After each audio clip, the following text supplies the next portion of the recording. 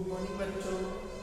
हम पढ़ेंगे कक्षा 8वीं का सामाजिक विज्ञान पाठ 6 स्थल मंडल, स्थल एवं स्थल आकृतियाँ। स्थल की आकृतियाँ कैसी है, स्थल मंडल किसे कहते हैं और इसकी आकृतियाँ। स्थल मंडल किसे कहते हैं? स्थल मंडल आपने सुना ही होगा, देखा होगा कि जहाँ पर हम निवास करते हैं वो हमारा क्या कहलाता है? स्थल मंडल। स्थल मंडल पृथ्वी की सबसे महत्वपूर्ण भाग है। इसी भाग में प्राणी जगत निवास करता है। स्थल मंडल हमारे पृथ्वी का सबसे महत्वपूर्ण भाग है और इसी में हम निवास करते हैं। आज से लगभग 400 करोड़ वर्ष पूर्व पृथ्वी की उत्पत्ति मानी गई है। पृथ्वी की उत्पत्ति आज से लगभग 400 वर्ष पहले मानी गई है। पृथ्वी के लगभग 29% भाग पर स्थल मंडल तथा 71% भाग पर जल मंडल है। 29% पर स्थल मंडल है और 71% पर जल मंडल, जल का घेरा बना हुआ है। कुल मिला के 100% भाग में से 29% भाग स्थल मंडल कहलाता है और 71% भाग जल मंडल कहलाता है। पृथ्वी की संरचना। अब पृथ्वी की संरचना, आंतरिक संरचना का रहस्य मानव के लिए सदैव कौतूहल का विषय रहा है। आंतरिक मतलब अंदर की संरचना को देखने का कौतूहल रहा है। भूगर्भ के संबंध में हमारा ज्ञान आज भी सीमित है। भूगर्भ के बारे में आज भी हमारा ज्ञान सीमित है, हमें इसकी ज्यादा जानकारी नहीं है। इधर वैज्ञानिकों ने खदान एवं खुदाई, ज्वालामुखी उद्भेदन, भूकंप तरंगों के आधार पर भूगर्भ की संरचना के संबंध में जानने का प्रयास किया है। पृथ्वी की संरचना के बारे में वैज्ञानिक और विद्वान भूगोलवेदाओं ने अपने तर्क, कल्पना एवं विचारधाराएं प्रस्तुत की है। तर्क दिए हैं, किसी ने अपने अपने विचार व्यक्त किए हैं, कल्पना की कि सोच के कि ऐसा हो सकता है, वैसा हो सकता है। इसी प्रकार हमारे यहाँ पे बनाई गई, हमने देखो पृथ्वी की आंतरिक संरचना को बनाया है। इस प्रकार से ये भारी बनाते हैं। ऊपरी सतह है, उसके बाद आता है सियार, उसके अंदर सीमा, उसके अंदर आता है नीफे। इस प्रकार से हमारी पृथ्वी की संरचना है, आंतरिक और बाहरी। ये अंदर की संरचना आंतरिक और ये ऊपरी सतह है। ये जो हमारा आवरण है ये ऊपरी सतह है। पहला भूपर पट्टी या बाहरी परत, मेंटल, नीफे या क्रोड।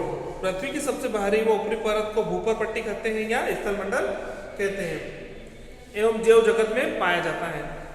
महाद्वीप महासागर के पेंदे स्थल मंडल के ही अंग है।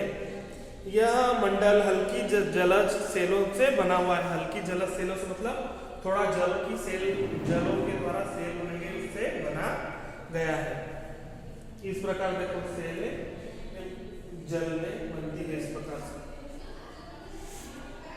इसकी मोटाई लगभग 10 से 70 किलोमीटर की है। इसका मुख्य कारण उन बाहरी परतों का दबाव बना रहता है।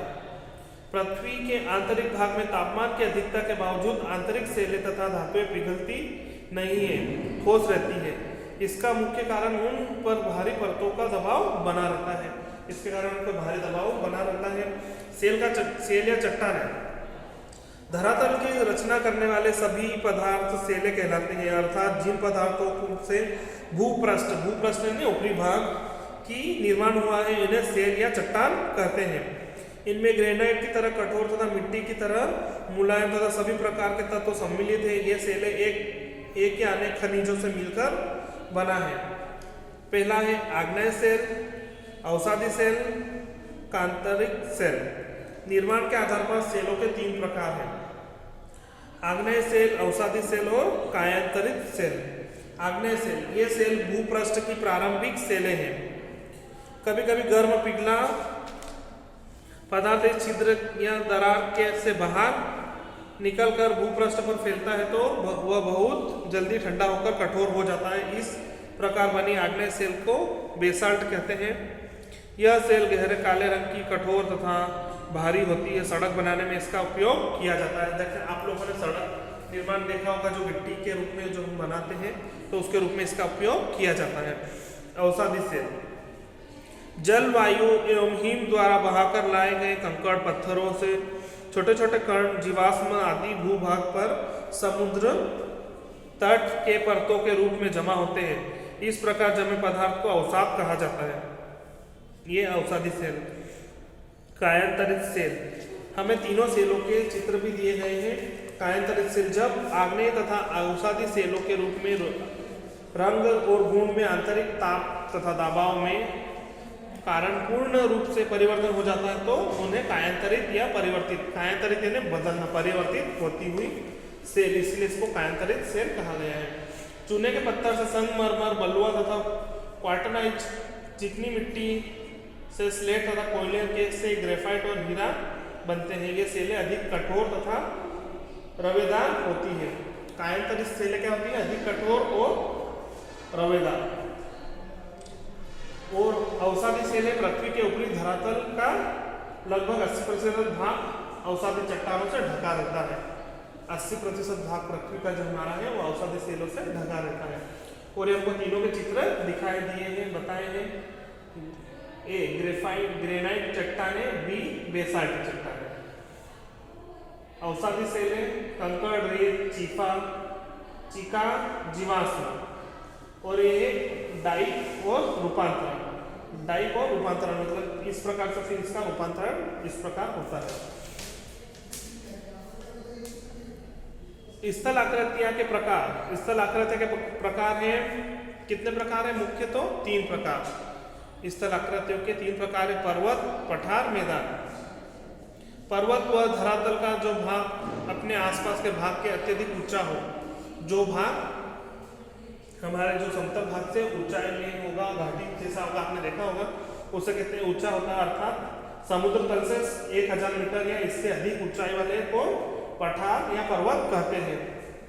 पर्वत का शीर्ष भाग कम चौड़ा, चोटीनुमा तथा इसका ढाल तीव्र होता है।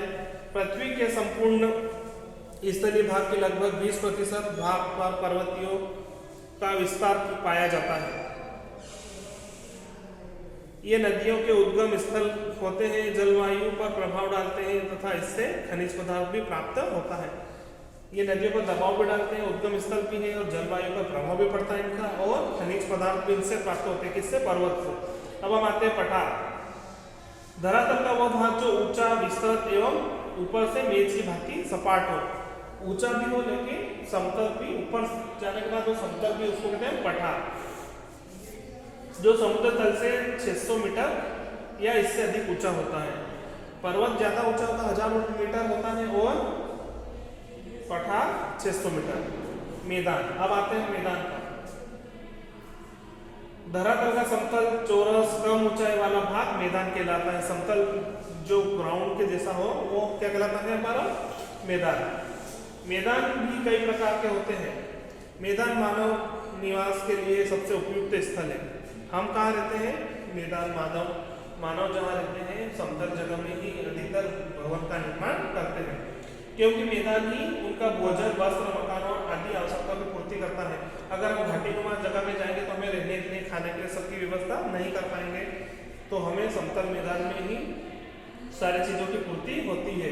मैदानों को सभ्यता का पालना कहा जाता है। मैदानों को सभ्यता का पालना कहा जाता है। पृथ्वी के सबसे विकसित भाग है कौन सा? मैदान। पृथ्वी का सबसे विकसित भाग हमारा मैदान ही है, जिसमें हम निवास करते हैं। उसके बाद हम आते हैं वलय। पृथ्वी के अंदर क्षैतिज भू संरचना सेलों द्वारा सेलों में लहरनुमा आड़े तिरछे मोड़ पड़ जाते हैं। इस तरह के मोड़ों को वलय कहते हैं। देखो वलय होती है, ये पहले ऐसा रहता है, फिर इसमें आड़े तिरछे वलय होते हैं, तो इसको कहते हैं वलय। इस प्रकार से, इस प्रकार में बनना। उसके बाद आता है तनाव बल। तनाव बल इन बीच में पड़ता है तो भ्रंश घाटी है, और ये तनाव बल पड़ता है इस सेल स्तरों में। कुछ भाग मुड़कर ऊपर उठ जाते हैं तो कुछ नीचे की ओर धर जाते हैं, कुछ ऊपर हो जाते हैं, कुछ नीचे की ओर धर जाते हैं।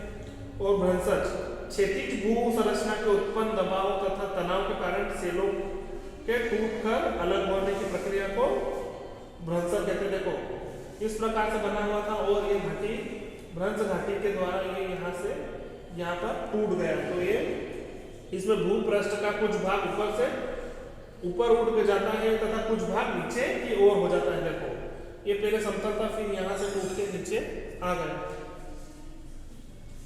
भ्रंश घाटी या खंड पर्वत इसके प्रमुख उदाहरण है। आकस्मिक भू संचलन, कभी कभी अंतर्जात बलों के कारण भूपटल पर अकस्मात धरातल परिवर्तन के साथ साथ विनाशकारी घटनाएं हो जाती है। ये घटनाएं आकस्मिक भू संचलन कहलाती है। ये प्रक्रिया दो प्रकार से होती है। कभी कभी अचानक आकस्मिक कुछ घटना हो जाती है या भूकंप जैसा आ जाता है, तुम झटके देखा होगा। तो एक तो होता है ज्वालामुखी और दूसरा होता है भूकंप। ज्वालामुखी देखते हैं। ज्वालामुखी पृथ्वी तल पर होने वाले आकस्मिक प्राकृतिक घटनाओं में ज्वालामुखी प्रमुख है। ज्वालामुखी भूपटल पर गोल छिद्र या दरार वाला खुला भाग होता है। इससे होकर पृथ्वी के अत्यंत तप्त भूगर्भ से गैसें, तरल मैग्मा, उष्ण जल, चट्टानों के टुकड़े, राख, धुआं निकलना। जिस छिद्र से उपरोक्त पदार्थ निकलते हैं उसे ज्वालामुखी या क्रिस्टल कहते हैं और सारी प्रक्रिया को ज्वालामुखी कहते हैं।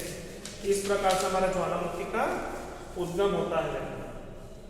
धीरे धीरे तप्त चट्टानें, मैग्मा सब ये इसमें हो जाते हैं। उसमें ज्वालामुखी नली के द्वारा और ठोस विषाक्त चट्टानें इस प्रकार से निकल के ये काय में परिवर्तित हो जाते हैं ज्वालामुखी में। और ये बाहर छिद्र के माध्यम से क्रेटर, वाष्प और ज्वालामुखी शंकु ये इस प्रकार से फटता है और ज्वालामुखी का निर्माण हो जाता है।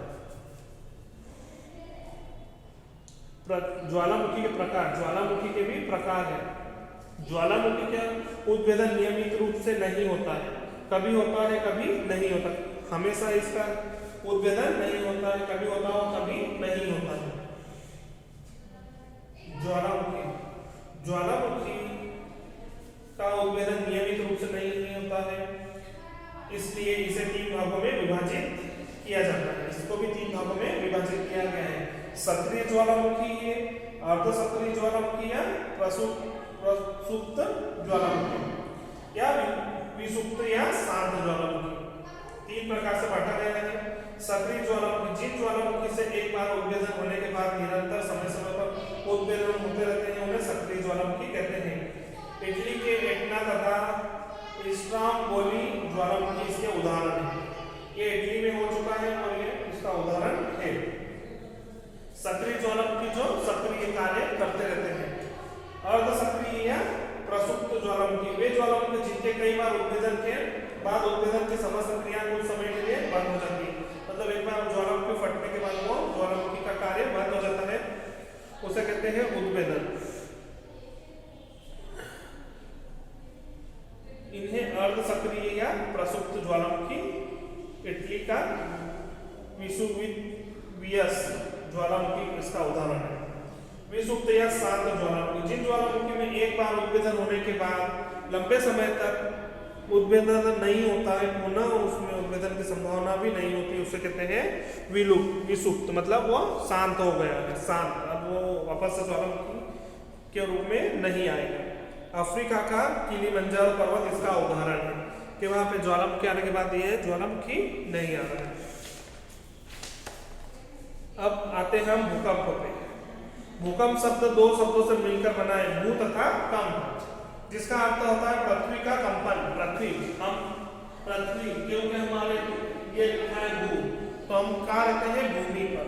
और कंप है कांपना, तो उसको कहते हैं पृथ्वी का कंपन।